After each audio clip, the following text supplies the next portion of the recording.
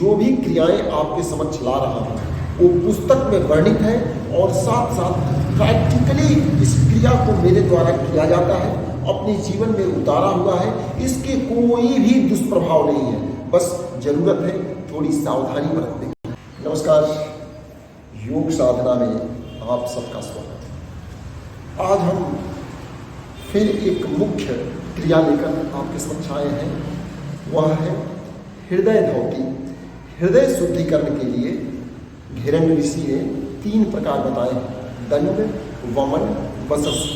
दंड धौती, वमन धौती और वस्त्र धौती। लेकिन दंड धौती और वस्त्र धौती ये थोड़ा कठिन क्रिया है, तो हम आपके लिए जो बहुत ही साधारण क्रिया है वो वमन क्रिया है, उसको आपके समक्ष लेकर आया हूँ। इसके लाभ भी बताएंगे हम, और कब कब करना चाहिए इसके बारे में भी बताएंगे, कितनी बार करना चाहिए इसको भी बताएंगे, और इसके कितने प्रकार हैं ये भी बताएंगे। लेकिन सबसे पहले मैं बताऊं कि हमारे पूर्वज आप देखे होंगे पहले दातुन करते थे, तो दातुन को गले में लगा करके थोड़ा सा वोमिट करते थे, थोड़ा सा उकाते थे, थोड़ा सा बाहर निकालते थे अपने अंदर के पित्त को। तो आपको लगता होगा कि वो ऐसे ही करते थे, मीन्स मन करता था करते थे। ऐसा नहीं है, उनको कोई ना कोई ज्ञानी जन, कोई भी योग्य योग शिक्षक उनको ज्ञान दिया था कि ऐसे करने से लाभ होता है। हम लोग इन सभी प्रक्रियाओं को भूलते जा रहे हैं। हम लोग उस पर हंसते थे कि उंगली लगाएगा कर रहे हैं, लेकिन उनको कोई ना कोई बताया था कि ऐसे करो आपको लाभ होगा। हम लोगों को ना कोई बताता है और न करते हैं, और नहीं तो नकारात्मक भाव इसके प्रति लाते हैं। तो आइए हम देखते हैं कि इस वमन धौती का लाभ क्या क्या है। इससे यदि श्वसन में दुर्गंध आ रहे हैं, आप सांस लेते हैं मुंह से बदबू आ रहे हैं, सांस से बदबू आ रहे हैं, उसमें बड़ी ही लाभकारी होता है। गले का बलगम दूर होता है, पित्त का प्रभाव कम होता है, अमाशय की कार्य कुशलता बढ़ती है। इसका मतलब कि हमारे पाचन तंत्र को भी सुदृढ़ करता है। दमा के रोगियों के लिए बड़ी ही लाभकारी होता है। अब आगे चलते हैं कि इसको करने के लिए पहले तैयारी क्या क्या करना होता है। इसको करने के लिए अंगुली को पहले मुंह में डालने की जरूरत पड़ती है, प्यूकिंग के लिए, वोमिटिंग के लिए। तो अंगुली साफ होना चाहिए, यदि गंदगी गया तो कुछ इन्फेक्शन के डर लगते हैं। दूसरा चीज, नाखून कटे हुए होने चाहिए, और नाखून काट करके थोड़े से इसको चिकना कर लेना चाहिए। ऐसा नहीं कि इसमें नोकीली परत रहे जो हमारे गले को रप्चर करे और इन्फेक्शन फैले। इन सभी बिंदुओं पर ध्यान देना चाहिए। और इसको करते समय गुनगुने पानी, नमकीन मीन्स उसमें थोड़ा सा नमक डाल करके स्लाइन वाटर का ही प्रयोग करना चाहिए। अभी हम बताएंगे कि कैसे करेंगे। इसको बताया गया है कि सुबह सुबह उठ करके, ये सभी के लिए है, एक मेरे लिए, आपके लिए नहीं, बच्चे भी कर सकते हैं। बहुत छोटे बच्चे नहीं, 7-8 साल के बच्चे हो गए तो उनको भी सप्ताह में 1 बार कराना चाहिए। हम आगे बताएंगे कितनी बार करना है, क्या करना है, लेकिन सभी करें। एक बात और स्पष्ट कर दूं, जो भी क्रियाएं आपके समक्ष ला रहा हूं वो पुस्तक में वर्णित है, और साथ साथ प्रैक्टिकली इस क्रिया को मेरे द्वारा किया जाता है, अपने जीवन में उतारा हुआ है। इसके कोई भी दुष्प्रभाव नहीं है, बस जरूरत है थोड़ी सावधानी बरतने की। थोड़ी सावधानी से करें, और यदि आपको कोई भी शंका है तो कमेंट बॉक्स में डालें। अवश्य हम जितना हमारा ज्ञान के आधार पर आपकी शंका का समाधान अवश्य करेंगे। तो चलते हैं कि इसको कैसे करना है। 1 लीटर, कम से कम 1 लीटर पानी गुनगुना करके, जैसे हमारे बॉडी का जो टेम्परेचर होता है ना 38 डिग्री सेल्सियस, 37.5, 48 में भी, तो जो बॉडी जैसे आपको खून एकदम निकलते हुए जितना गर्म रहता है उतना ही गर्म पानी होना चाहिए, गुनगुना। उसमें थोड़ा सा नमक मिला देना चाहिए ताकि वो स्लाइन वाटर बन जाए, नमकीन बन जाए। ज़्यादा नमकीन नहीं, थोड़ा सा नमक मिला दें। मीन्स 1 लीटर पानी में आधे चम्मच या 1 चम्मच, बड़ा चम्मच है तो आधे चम्मच, छोटा चम्मच है तो 1 चम्मच डालें। अच्छा, अब क्या करना है, उस पानी को पी जाना है, गटागट पी जाना है। और पीने के बाद जब 1 लीटर पानी पी लेंगे खाली पेट सुबह नाश्ता से पहले, तो फिर क्या होगा कि थोड़ी सी वोमिटिंग का आभास होगी। यदि अपने आप ही जल बाहर निकल रहा है तो उसे निकलने दीजिए, नहीं निकल रहा है तो ये 3 अंगुली अंदर करते हैं।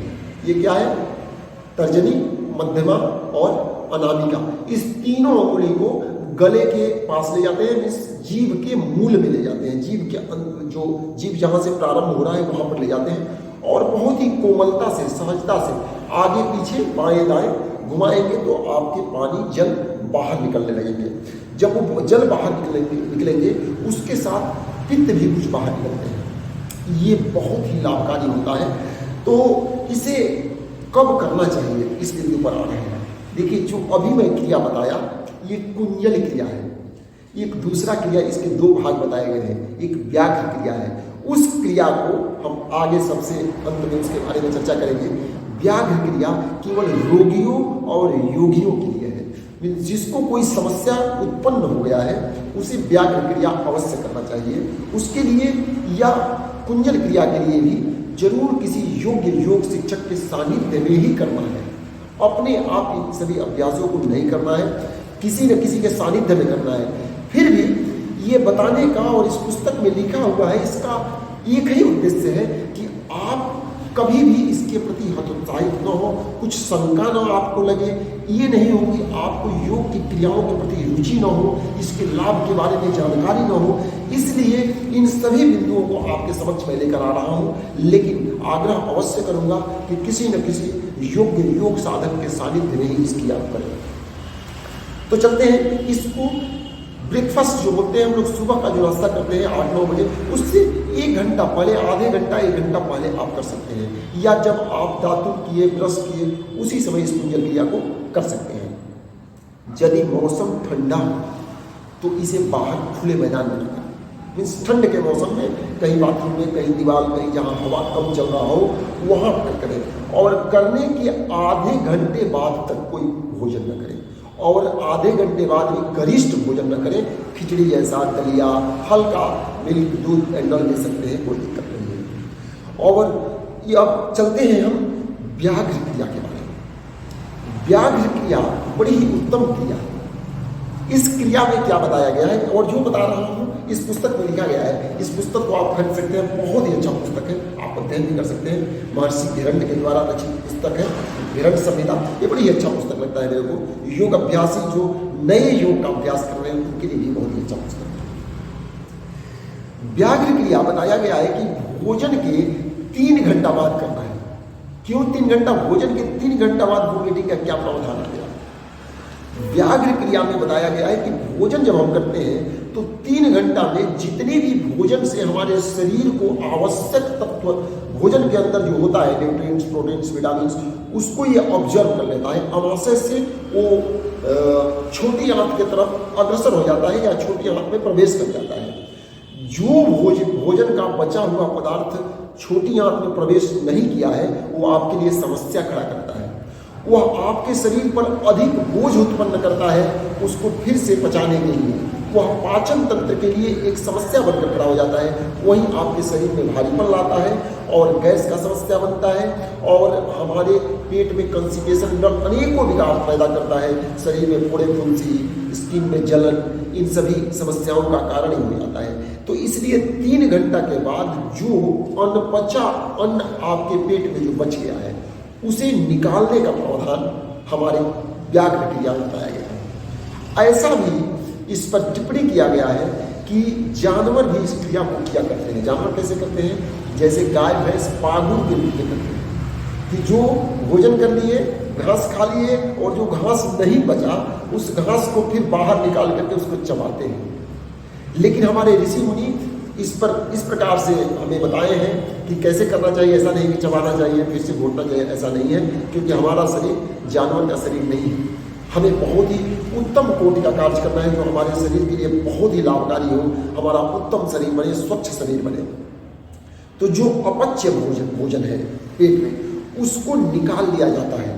तो उसके लिए क्या करना है कि भोजन करने के 3 घंटे बाद गुनगुना पानी नमक मिला करके, जैसे हम कुंजल क्रिया में किए थे, 2 ग्लास 3 ग्लास पी लेना है। और पीने के बाद अपने अंगुली को अंदर करके जब हम वोमिट करेंगे तो बहुत सारे पित्त निकलता है। यह प्रैक्टिकली मैं करता हूँ, ऐसा नहीं कि केवल मैं समझा रहा हूँ। आज स्थिति ऐसी हो गई है कि ज्ञान सभी के पास है लेकिन केवल समझाने के लिए, प्रैक्टिकल अनुभव ही नहीं है। योग के क्षेत्र में अधिकांशतः लोगों को देखता हूं मैं केवल सुनी सुनाई बातें करते हैं और दूसरा चीज प्रैक्टिकली वो खुद ही नहीं करते हैं। तो आप कैसे किसी को सलाह दे सकते हैं करने के लिए?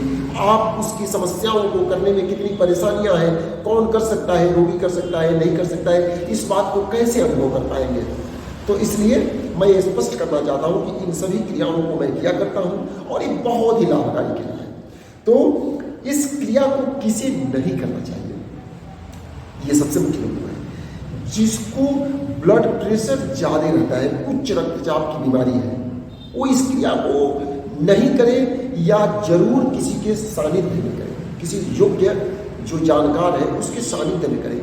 यदि पेट में कुछ फोड़े फुंसी की बीमारी है, अल्सर की बीमारी जो कहते हैं, कहीं इन्फेक्शन हो गया पेट में, तब भी इन सभी क्रियाओं को वर्जित किया गया है। तीसरा बिंदु, यदि कोई भी ऑपरेशन हुआ है, सर्जरी हुआ है, पेट की सर्जरी हुआ हो या श्रोणि प्रदेश में किडनी, लीवर, किसी चीज का भी कोई समस्या हार्ट की सर्जरी हुई हो, तो इन सभी क्रियाओं को बिल्कुल नहीं करना है। कम से कम 6 महीना तक अपने सामर्थ्य के अनुसार ही उसमें बल लगाना है।